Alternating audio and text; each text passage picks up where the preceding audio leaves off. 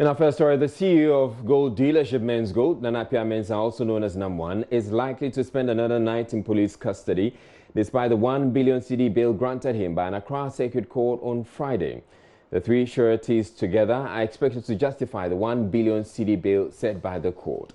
But officials at the Ghana Police CID explained justification of the sureties cannot be done before close of business Friday, and so will continue to keep Nana Appiah Mensah in custody. Nam1, who is being held on 2 counts of abetment to defraud by false pretenses and 2 counts of abetment to carry out banking business without license, pleaded not guilty when the case was called. The aggrieved customers of the dealership meanwhile thronged the courts to pile pressure on the state to drop the charges against the accused. Court correspondent Joseph Akable reports.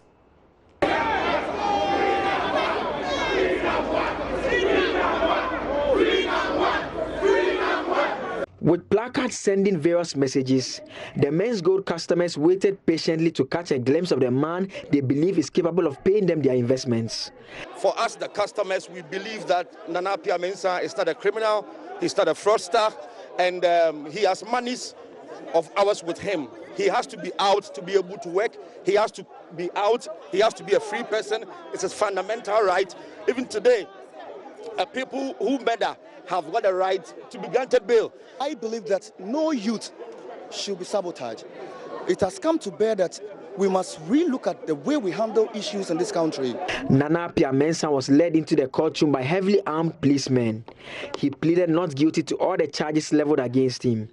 His legal team, led by Kwame Ekufu, argued that he deserves bail since he is not flight risk, left Ghana for business and returned on his own terms. State prosecutors did not oppose or support the request for bail except to ask for stringent terms to be fixed.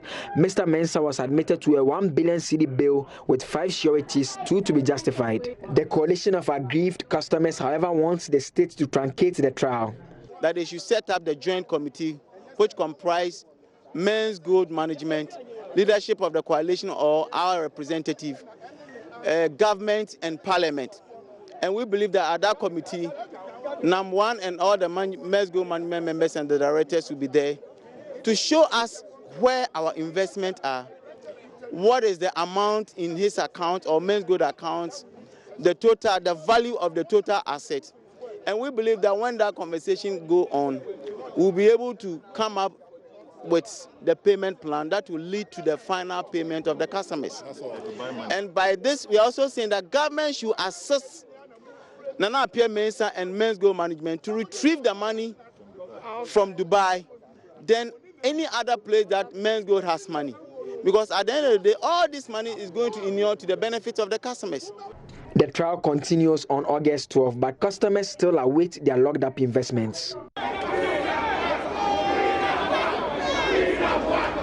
Meanwhile, Nia Amatefu, who was a public relations officer of Men's Gold at the time it became defunct, says Nana Appiah Mensah will be seeking to return the locked up funds due the company's investors once he is released.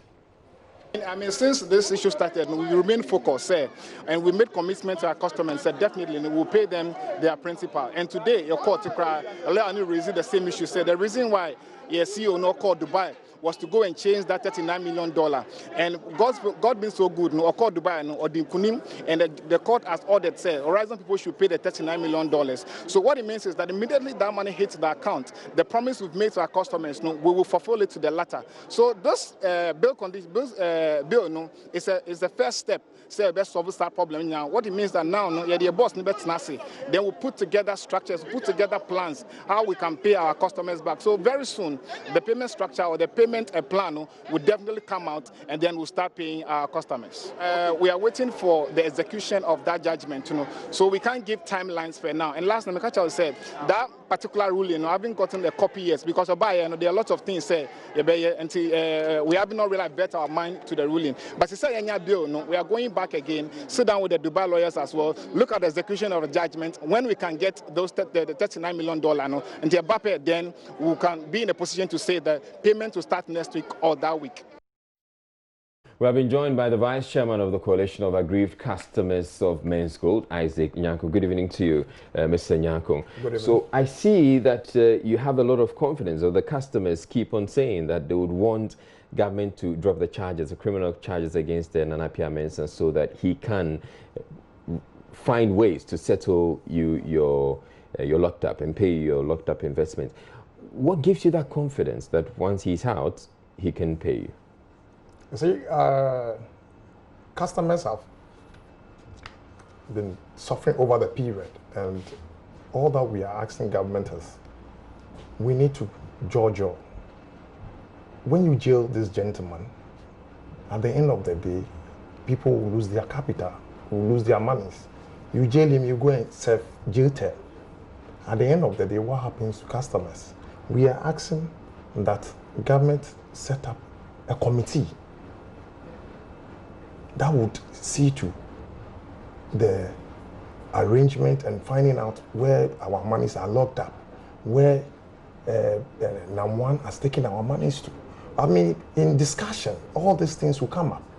We're not asking him to completely drop all charges on him. What they are asking for, that free NAM1 was for the bail, for the government to give NAM1 bail, not to completely release him, but to hold the criminal charges that is being persecuted. To suspend the criminal charges? The criminal charges. That is the word. Suspend the criminal charges. How does that work? Because if somebody has been found to have violated the law or infringed the law has to deal with the person. There's no suspension of the justice. You see, we are in Ghana, and we know how justice takes a very long time. I mean, to be completed or go through the process. It takes a very long time. And looking at the way customers are suffering and the people are going through a lot of plights, it's more important to look at the situational conditions of the people so that we try and find ways and means to be able to judge and be able to retrieve some monies, at least to start some disbursement for some customers, so that at least tempers will go down. They'll have some monies once we wait for the full amount from Dubai or wherever. Now, you know that the Economic and Organized Crimes Office has already gone ahead to take charge of some of the properties of Nana Pia Mensah. Don't you think that that's government's way of trying to retrieve some of the monies that are due the customers? Yeah, well, I mean, the last time we had a meeting with EOCO, what EOCO tells us is that their work ends with the impounding of the assets, but they can't go beyond that, and that will come from Attorney General. All right. So then that's a point I'm making, that the court processes is part of what has to be done so that they can eventually say, sell off the properties and pay the customers. That's a way out for you. That could be a way out, but is that the only way out when there could be possible ways of finding out from him if he has cash elsewhere? We need to listen to the gentleman, whether he's got some cash elsewhere. Who needs to listen to the gentleman? Government needs to give him the opportunity so we can have a meeting. That is why we are calling for the committee. That's why we are calling for the committee, so that there will be the opportunity to discuss, so that we all know where the gentleman took our money to, where he's keeping our monies. Until then, you start the prosecution and it ends somewhere else in jail. I mean, it's not the best for customers. Now, there's also talk about some money that's supposed to come from UAE, some rising. On what basis do you say that? Because we're speaking with the PRO of Men's Gold, and they asked him about how the court papers, and he indicated that they don't have the court papers yet. On what basis do you think that there's some money there? I think it's evident in the petition NAM1 lawyer put to Attorney General and corporate Jubilee House and the other state stakeholders, instructing government to be the beneficiary, the trustee of the the awards, that's the monies that will be awarded to NAM1 from Dubai on this appeal. I don't think the lawyer will put such a petition when they've not received such judgment or an award of appeal. So you're confident that some money is coming from Dubai for you? For sure, it's coming. Some money is You're making some demands on government. You're saying that you'd want government to suspend the trial and try and settle you first.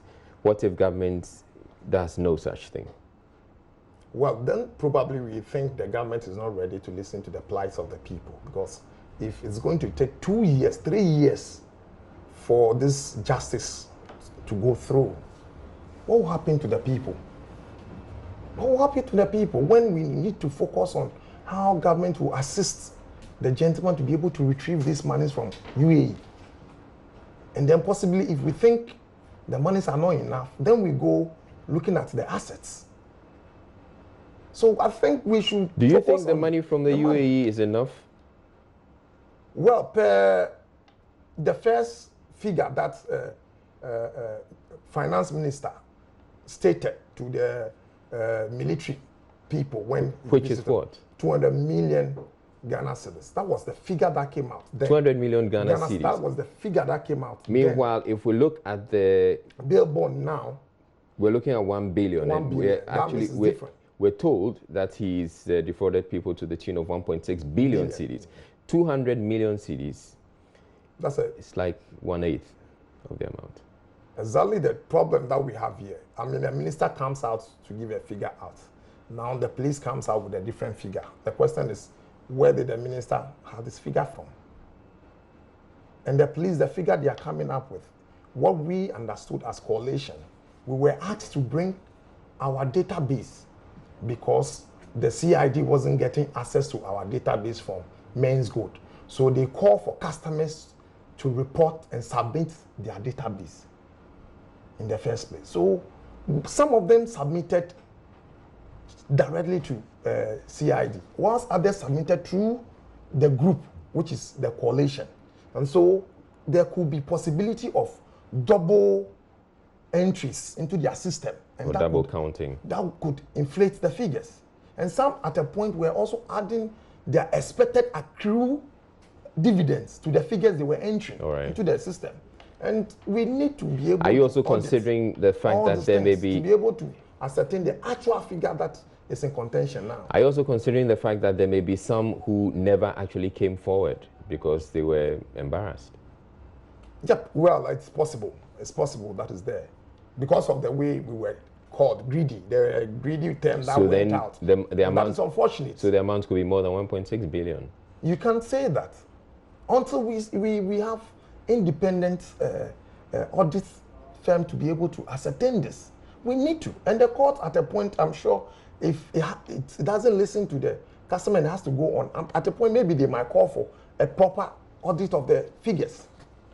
What are your options if everything else fails? We'll continue to demonstrate till government would listen to us to be able to bring the issue to the round table. We can't sit down and then courts and politicians will decide finally, and then when it comes to liquidation, without the committee or without customers being part of the process, then we end up selling the gentleman's assets at a cheap cost for people, and then we'll end up being given peanuts as the revenue that was generated from the liquidation. That wouldn't be possible. All right. Thank you very much, Francis. Isaac Nyarko is Vice Chairman of the Coalition of Aggrieved Customers of Men's Gold. We're moving on. And don't compound the hardships of the ordinary Ghanaian. This is the minority's message to government ahead of the mid-year budget review on Monday. The review is expected to address revenue shortfalls and also explore ways of raising revenue for infrastructure development. Ahead of the presentation, businesses have warned against the introduction of new taxes because it will be counterproductive. In an interview with Joy News, ranking member on the Finance Committee, Cassiel Atofosing, also cautioned against the introduction of a tax on communications. I think our position has been very straightforward from the beginning. In fact, from 2017 to date, We've raised very serious issues, and we expect the Ministry of Finance to actually address some of them. A typical one is the fact that national health insurance is collapsing as a result of capping. We know that Get Fund is also collapsing as a result of capping. Capital expenditure actually going to amount of money going into road fund is also struggling, also because of capping. And so we expect the Ministry of Finance to review, at the minimum, national health insurance, Ghana Education Trust Fund, and national road fund from the capping mechanism, because that will at least, at the minimum, release some money to these 3 statutory institutions to be able to run effectively. Contractors are complaining everywhere, particularly on road fund, particularly when you come to that of Get Fund. And we know what has actually constrained some of these concerns because of the capping. And I can really sense that the ministry, after living in self-denial for 2 years, they will finally give in and come out with something on the cap, because that is the general concern, and that is why contractors are crying all these years. When that happens, clearly there's going to be a fiscal hole, and this government will make an attempt to impose taxes, because clearly there's going to be a fiscal hole when that is happening. I've heard the Minister for Information signaling to all of us that they are going to increase taxes, because he said that this media review is going to augment government revenue, and is going to focus heavily, his own words, not my words, heavily on tax revenue, how to mobilize tax revenue. So it's going to be tax increases. From all indications, you also had one of the ministers of finance also making indications that they need money for the energy sector debt. So I can actually suspect that they are going to increase the Energy Sector Levies Act. You see, 2 options. They either change the percentage from specific to ad valorem, or actually increase the specific rate. If that is done, then clearly what will mean is that fuel prices are going to go up. The driver on the street is going to struggle, and if obviously fuel prices goes up, then what do you expect? It's going to affect almost everything. It's going to affect cassava. It's going to affect everything that we all consume. But the Deputy Finance Minister, Abna Osei-Asare, has assured the budget review will afford government an opportunity to address some pertinent concerns. In this media, we will try to address the pertinent issues that are bothering Ghanaians. We will look at so many things, and we will tell you how far we have fared with the revenue, and also in terms of our expenditure, what we have done. We'll also share with you any other thing that we believe will help give Ghanaians hope that this government is really working and is on course to deliver on everything that this government said we were going to deliver in the 2019 budget.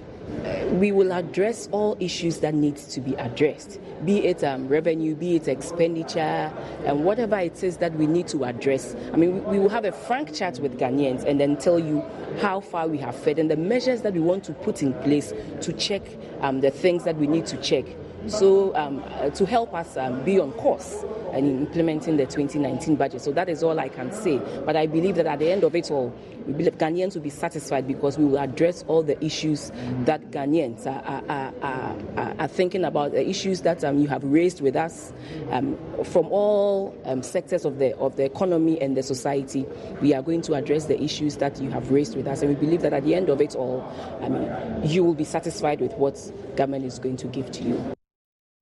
Meanwhile, the Majority Leader of Parliament, Osechi Mensah-Bonsu, is convinced the mid-year budget review would not adversely affect the economy.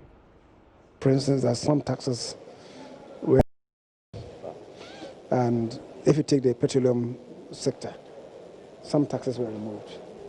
If you want to bring back taxes, are you going to go to the old levels? Or perhaps if maybe you remove taxes amounting to, let's say, 20% of the cost of petroleum.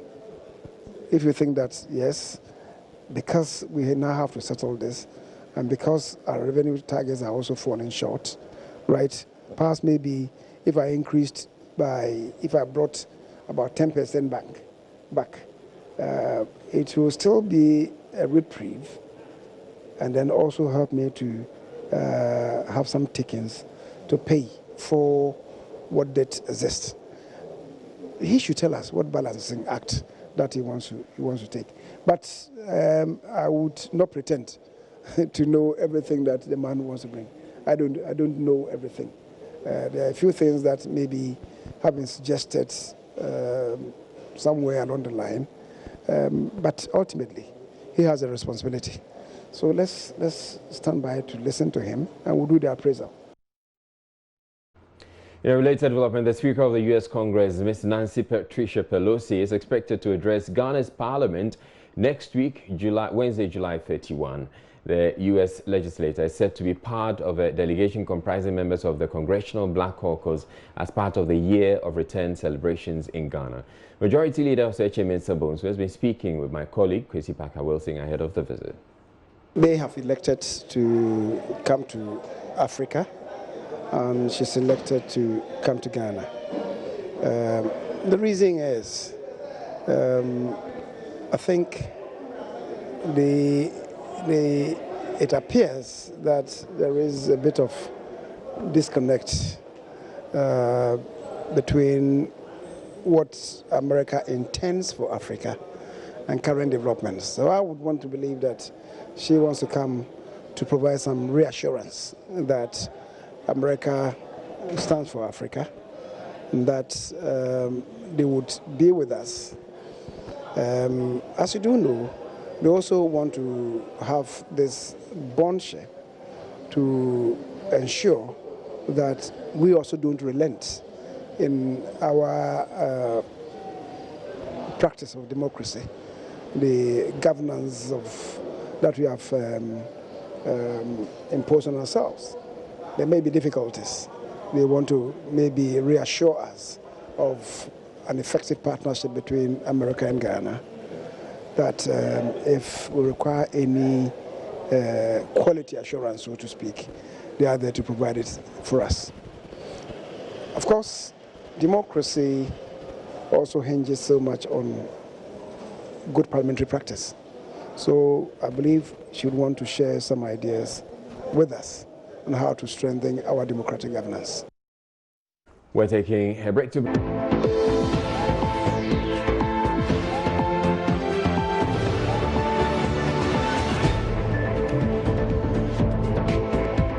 Communications Minister Ursula Owusu-Ekufo is warning her outfit will soon crack the whip on persons who publish or circulate pornographic content involving children. A video of a teacher found sexually assaulting a 13-year-old pupil is currently making the rounds on social media. This, according to the minister, must be condemned. Speaking to Joy News at the launch of a workshop for heads of the security agencies on the draft cybersecurity bill, the minister said the new bill will take care of such abuses in all child online related activities.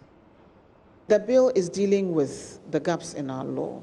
There are certain things where our law is silent on, and there are certain things which you can use existing provisions to address. And I'm a little distressed that you say it has gone viral. That means people are rapidly sharing that information. Let me just say, if you receive data or images or posts which are of a pornographic nature involving children, don't share it. Delete it from your device. Don't let such images go viral. Don't let it leave your device. If it is on a group page, inform all of them to delete it, whoever posted it, that it is illegal, it is wrong, so they should delete it from their device, so that we will protect the images of our children who are caught in these kind of scenarios. It is unacceptable, it is wrong, it is illegal to even have it on your device. And we need to do the public education before we move towards enforcement. So I'll urge all of you to also help us with that education, so that when you receive it, inform whoever is sending you that please stop. If you're caught, the law will deal with you in a very harsh manner, so that we can stop the proliferation and the spread of these images which expose our children and fuel pedophilia. It's wrong. The case of the assault on the 13-year-old is currently with the Central Region Police, but the Communications Minister is urging them to fast-track investigations and bring all perpetrators to book. Now, everything that exposes the child to danger is against the Children's Act. And there are laws against defilement, there are laws against unlawful, indecent exposure. All of that currently exists. And so when it comes to an adult sexually molesting a child who is under 16, there is existing legislation that empowers the police to deal with it. And I would urge them to deal expeditiously with that matter. It is the circulation of those images that falls a little bit outside the purview of existing legislation, which we're going to outlaw in this law. You can't do that. Government's flagship free senior high school policy could face imminent collapse due to the changing dynamics within the petroleum sector. The unpredictable price fluctuations at the global stage could serve as a possible threat to the initiative if government continues to solely rely on petroleum revenues for its funding. Addressing a gathering in the Bono East region, Chairman of PIAC, Dr. Steve Mantiao, indicated that an amount of 414.62 million cedis, representing 98.75% of the annual budget funding amount, disbursement to the education priority areas, was used in funding the free SHS program in 2018. This, according to him, could be problematic should there be a sharp drop in the prices of crude oil on the international market. There's more in the following report by Anasabit. Ghana's Public Interest and Accountability Committee, the statutory body mandated to monitor and ensure efficient management of petroleum revenue, has called for alternative means of funding government's flagship free senior high school policy. In the year 2018, the physical infrastructure and service delivery in education priority area received an amount of 419.87 million Ghana cedis, representing 51% of the total annual budget funding amount.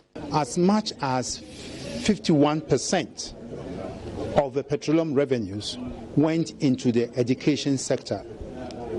Out of this, as much as 98.75% of this amount allocated to the education sector was spent on free SHS, with only 1.25% being spent on infrastructure. At a regional public forum on the management of Ghana's petroleum revenues held in Techiman in the Bono East region, Chairman of the committee, Dr. Steve Mantiao, cautioned that government's over-reliance on the petroleum revenue in funding the free senior high school could be suicidal, especially when the prices of crude on the international market is not fixed. We are only advising that to ensure the sustainability of the free SHS, we will need to, as a country, meet and consider ways of diluting the sources of funding with other sources, so that should there be a collapse of crude oil prices on the market, it will not jeopardize the future of the children. He also advised that as an alternative way of funding the free senior high school policy, government should consider engaging corporate agencies by entreating them to support education as part of their corporate social responsibilities. Chairman of the function and Bamuhini of the Techiman Traditional Council, Nana Apentin-Fosu Jiabo II, commended the committee for embarking on such an engaging encounter. Reporting for Joy News, Anas Sabit, Techiman. Deputy Education Minister in charge of Basic and Secondary Education, Dr. Yao Osei Educhum, is urging teachers to pay special attention to gifted children who may not necessarily do well in school. He says the classroom must be a place of transformation, not one which only allows students to pass the examinations. He was speaking during the opening of ceremony of a 5-day training program for 150 teachers on the new curriculum for primary schools in Accra. Efwa Evans General reports. The new curriculum is meant to address deficiencies in the educational system and prepare Ghanaian students to compete favorably with their global counterparts. The Ghana Education Service is training 150 teachers from some selected private schools in the Greater Accra region for 5 days, who will in turn train 3,900 district and regional trainers. Deputy Education Minister Dr. Yao Osei Educhum says the method of teaching must change. if I want children to, let's say, do 2 + 2, I have to show them physical objects. And then from the physical objects, which will amount to 2, I also ask them to draw those objects before I say what is 1 + 1. So basically, we are using the mastery approach in mathematics. In other subject areas, what is going to be key is the fact that teachers are going to be seen as facilitators, and we are trying to dispense with rote memorization. That just memorize and tell me what I've told you. That's not 21st century way of teaching and learning. And then, of course, we are looking at improving critical thinking. So I was giving an example of, instead of asking about what is pollution, how do you prevent pollution, what is the effect on pollution on human beings, these are how, why, what, the lowest level of learning. If you ask the student to create a city without pollution, then critical thinking is being brought to the fore. And that is the kind of example that I can give you, that with this change now we'll be moving on to junior high school and high school. And then, of course, with all that, it's going to make education, what we study, more relevant, and also it's going to improve critical thinking among our students. The Executive Secretary of the National Council for Curriculum and Assessment at the Ministry of Education, Prince Ama, however, said the duration of the training is inadequate. We think, even at the planning stage, that the 4 days, 5 days will not be adequate for the teacher to comprehensively understand the rudiment of the entire curriculum. And therefore, that's why we incorporated into the program design what we call the professional learning communities that will enable these teachers to continuously engage in learning conversations, do professional development, ongoing basis to be able to deepen their understanding of the new curriculum. The Executive Director of the Ghana National Council of Private Schools, Enoch Jitua, says private school teachers have a big challenge retaining their teachers. Over the years, since time immemorial, over 45 years, government has not really structured a roadmap in terms of training for private schools. So this is the first of its kind. And starting something that has not been done for so many years, it is not easy. So as a leader, we need to, we have encountered so many challenges, such as even logistics, getting facilities to even train our members. And as we are speaking now, we are doing the training, but we don't have the resource packs. In all, 152,000 kindergarten and primary school teachers will be trained across the country by the master regional and district trainers. Residents of Gbawe Bulemli in the Ghana West Municipal Assembly seem helpless due to the terrible nature of the roads in the area. The situation, they say, nearly resulted in the death of a young boy who fell ill in the middle of the night. Commercial drivers plying this route are said to be gradually abandoning it due to the terrible nature of the roads there. Philip Ankra visited the area and filed this report. The 1-kilometer road is muddy. In the middle of the road, a taxi has been abandoned with the tires coming off. For many residents, this is a common sight. Kofi lives in this area and says he regrets moving into the community because he nearly lost his son due to the terrible nature of the road.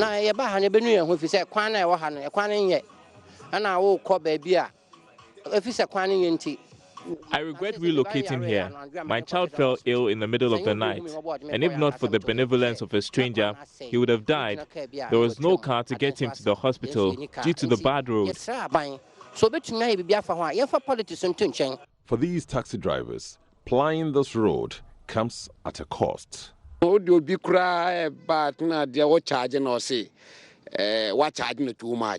Passengers often complain of the high prices we charge them. The routes are terrible, so we come charge less.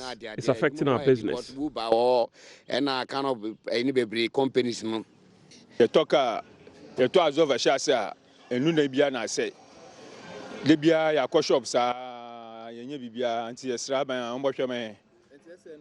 I have been working here for 10 years. This is how the road has been. We are always going to a mechanic. We are pleading with the government to come to our aid. Before the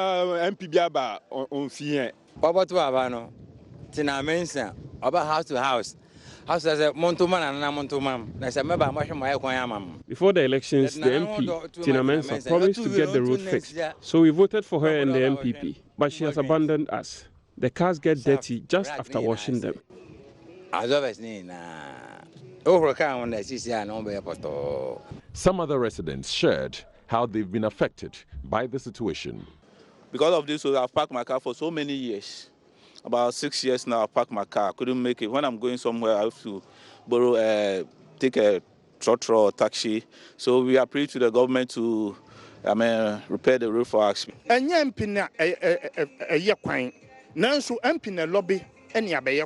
know it is not the duty of the MP to fix or construct roads, but they must lobby for such funds.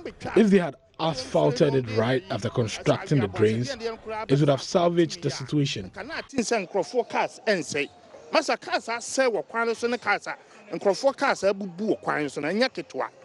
But the assembly member for the area, Robert Tego, says he's at a loss as to why a proposal he wrote to the municipal assembly, which was approved, has not been executed.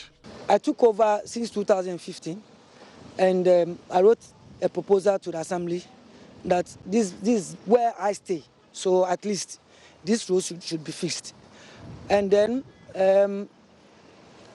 later it was approved, and you can see the drains that we have done. But I was told later from the urban roads engineer at the Gansal Municipal Assembly that it was only the drains, but later we are going to do the necessary project. I thought when they came to do their drains, I thought they are going to complete the whole project. Yeah. I wrote the proposal that I did was them to fix it. They should start the drains at the same time. They should fix so that everybody will see that it has been tarred. No, he said that's the first phase. So the second phase, they will do it. So later I personally wrote a proposal to the urban roads engineer at the regional urban roads engineer. I went to her and she accepted it.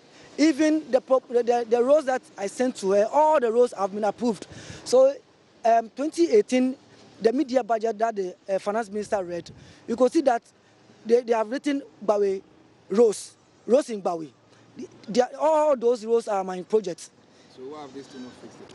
But I cannot give you the actual, they should have done it 3 months ago, you understand? But I went to the urban roads engineers office, and I was told that that project has been given to a Chinese company. But ever since, they haven't done it. The residents say they are dissatisfied with the performance of the Member of Parliament for the area, Tina Mensah, and the local authorities for failing to fix the road. Their next line of action, embarking on a demonstration to register their displeasure. For Joy News, this is Philip Ancres' report, read to you